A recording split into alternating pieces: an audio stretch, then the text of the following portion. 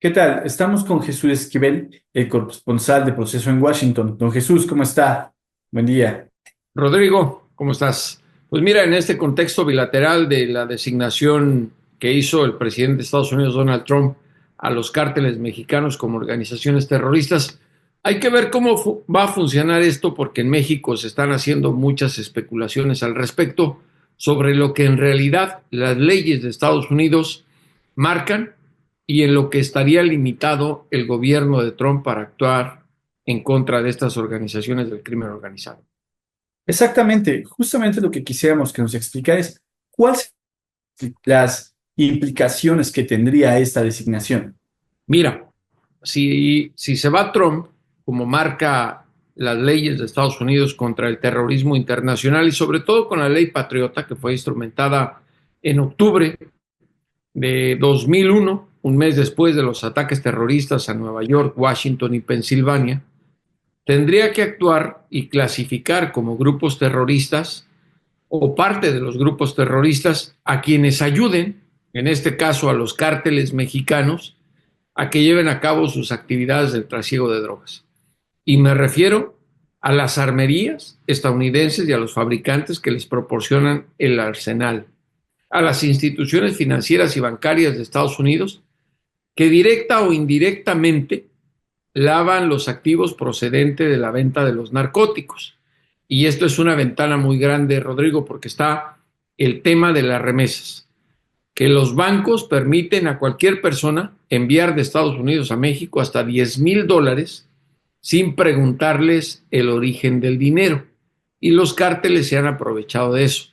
Y otra cosa, pues los estadounidenses que transportan, distribuyen y venden las drogas en las calles de los pueblos y ciudades de los Estados Unidos. Y ahí es donde Trump, me parece, no va a instrumentar como puede o como debería las leyes de los Estados Unidos. Y creo que las limitantes son claras. No se va a meter en contra de quienes lo ayudaron a llegar a la presidencia. Y es que, por ejemplo, la Asociación Nacional del Rifle, que respalda tanto y protege la segunda enmienda, no va a actuar en contra de quienes fabrican las armas, y mucho menos de las instituciones financieras. ¿Te imaginas que dijeran, en el caso de que Trump quisiera aplicar la ley al pie de la letra, Bank of America o Citibank coadyuvan en el lavado del dinero del narcotráfico, se viene abajo Wall Street y las bolsas de valores de otros países? Digamos entonces que es solamente una bomba de humo.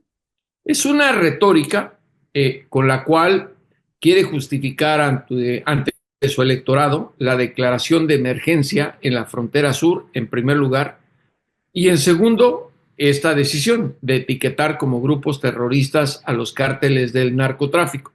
¿Y por qué lo digo? Porque ya estamos viendo parte de esa retórica. En primer lugar, las actividades que está llevando a cabo el Pentágono a través del Comando Norte en presuntamente aguas internacionales o en sus aguas que ellos llaman del Golfo de América, con vuelos de espionaje, así hay que llamarles, que virtualmente ellos consideran, no virtualmente, de otra manera ellos consideran de inteligencia y de reconocimiento, que es mapeo y espionaje, hay que ser claros. Y la otra, que ya también la presidenta de México, Claudia Sheinbaum, reconoció que están en coordinación con la CIA los sobrevuelos que con drones no artillados lleva a cabo la Agencia Central de Inteligencia para recopilar información sobre los movimientos de los cárteles del narcotráfico en México y presuntamente de la ubicación de laboratorios clandestinos donde se fabrican drogas sintéticas manufacturadas con fentanilo. Y si lo vemos desde el punto de vista práctico, pues Rodrigo, hasta nos conviene que nos ayuden a los mexicanos a eliminar la amenaza de los cárteles del narcotráfico. Nadie está a favor de ellos. Mira a tu alrededor, pueblos enteros en varios municipios están siendo extorsionados a nombre de los cárteles. La violencia en las carreteras nacionales con el transporte y todo lo que ha generado el crimen organizado desde que Felipe Calderón echó a perder al país militarizando la lucha contra el trasiego de drogas. Que retomando un poco lo que decía, es la primera vez que cambia el discurso federal, reconociendo estos vuelos que en su momento el expresidente López Obrador había minimizado esta parte de la cooperación con la DEA. Con la DEA sí, pero aquí es la CIA y la CIA siempre ha espiado en México. Y quien no reconozca esto es porque no conoce la historia política de nuestro país recientemente ni la bilateral. No solo la CIA espía al narcotráfico, sino que ha sido parte del narcotráfico en México. Y está el caso de Enrique Kiki Camarena. La CIA ayudaba al grupo que estaba encabezado por Rafael Caro Quintero en Guadalajara para que metieran cocaína que empezaba a llegar de Colombia a México a los Estados Unidos y otras drogas, marihuana también. ¿A cambio de qué? De que la CIA le enviara a este grupo en Guadalajara, el triunvirato del narcotráfico, que no era cártel en ese momento, eh, con Miguel Ángel Félix Gallardo y Ernesto Fonseca, además de Caro Quintero, para que esas armas que les enviaba la CIA se las hicieran llegar a la contra nicaragüense. Y también en México, en Veracruz, en un rancho que tenía Caro Quintero, se entrenaba a la contra nicaragüense. ¿Y quienes adiestraban a la contra nicaragüense? Pues la CIA. Y después lo vimos con Felipe Calderón cuando bajo la iniciativa Mérida creó la Oficina Binacional de Inteligencia, que Procenso lo reportamos en su momento, en donde permitía que no solo la CIA, la DEA y todas las dependencias federales de Estados Unidos espiaran con licencia, supuestamente en contra del narcotráfico, pues se abrió este gran espacio para pues espionaje político, espionaje a periodistas, espionaje a quien todo te puedes imaginar. Entonces, esta cooperación siempre ha existido. Ahora es con licencia y me parece algo positivo que sea transparente, que digan, nos están pidiendo permiso. Pero hay otra cosa, y esto hay que resaltar.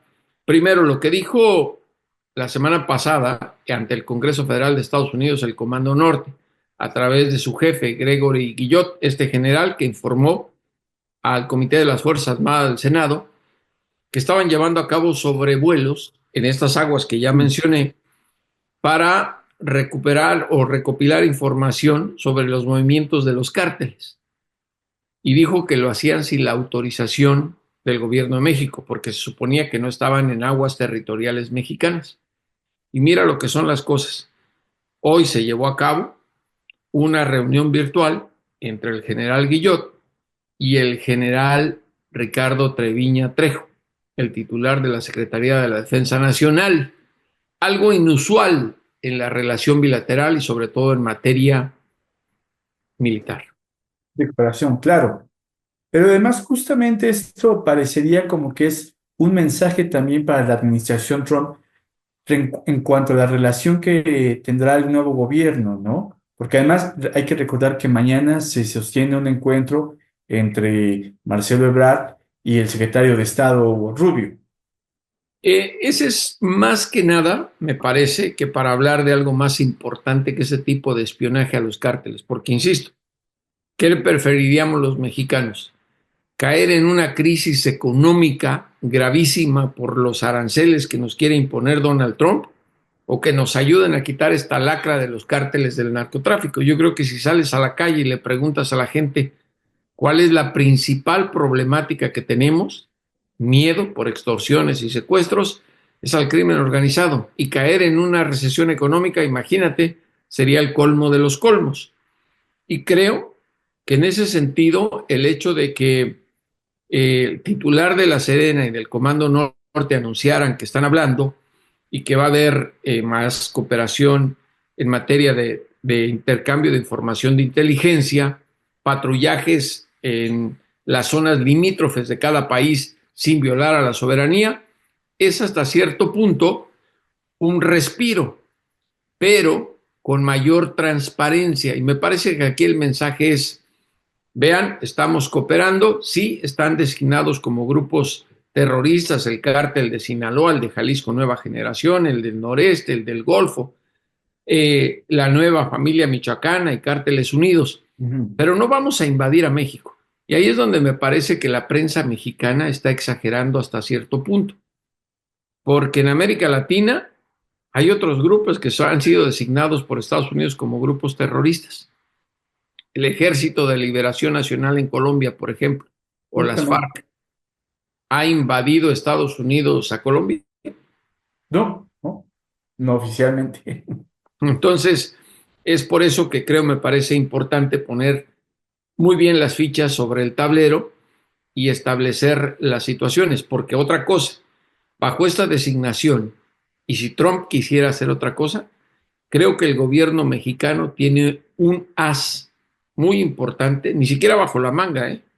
Se lo ha Ujú. puesto abiertamente en la partida de póker el gobierno de Trump.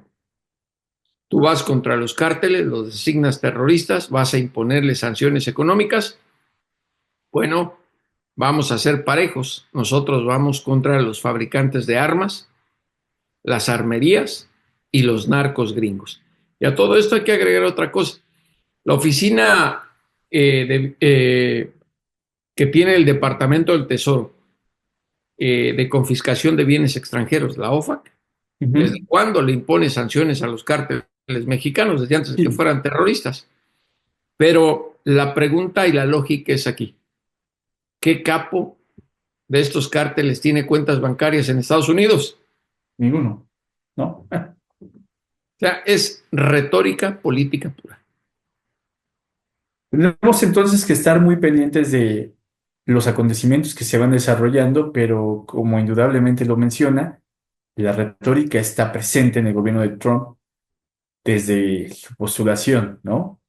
Y aunque es impredecible el mandatario estadounidense y aunque se le puedan ocurrir cualquier cosa, me parece que las instituciones como el Pentágono no le permitirían brincarse de la raya literalmente en el caso con México. Las repercusiones podrían ser muy graves. Imagínate que en lugar de espiar con estos drones no artillados la CIA a México, estuvieran espiando a quienes distribuyen y venden las drogas en Estados Unidos, bajaría la demanda y consumo y por ende los cárteles mexicanos tendrían menor poder tanto en materia de violencia como en producción y distribución de drogas. Sin clientes no hay negocio. Ese es el gran enigma de este problema ante ellos, ¿no? Al Así final es. ellos son los consumidores. Es siempre el dilema de si no hay demanda y consumo, no hay narcotráfico. Pero vamos a ver qué ocurre, Rodrigo, porque insisto, esto me parece que es pura retórica política. Una designación es otra etiqueta más a los cárteles. Recordarás, y esto no hay que perderlo de vista, en algún momento el gobierno de Estados Unidos declaró a Joaquín Guzmán el Chapo como el narcotraficante más peligroso del mundo, el hombre más buscado del planeta, uno de los hombres más ricos del mundo. Ahora está en una prisión federal en Estados Unidos y se acabó el narcotráfico. ¿No? Ahora al contrario, ya son grupos terroristas desde el punto de vista de Donald Trump. Y en Estados Unidos, bien gracias, la demanda y el consumo. Justamente. Bueno, don Jesús, estaremos muy al pendientes y estaremos reportando todo lo que suceda. Le agradezco. Así es, y bueno, hay que estar muy pendientes y para eso lean lo que publicamos en Proceso.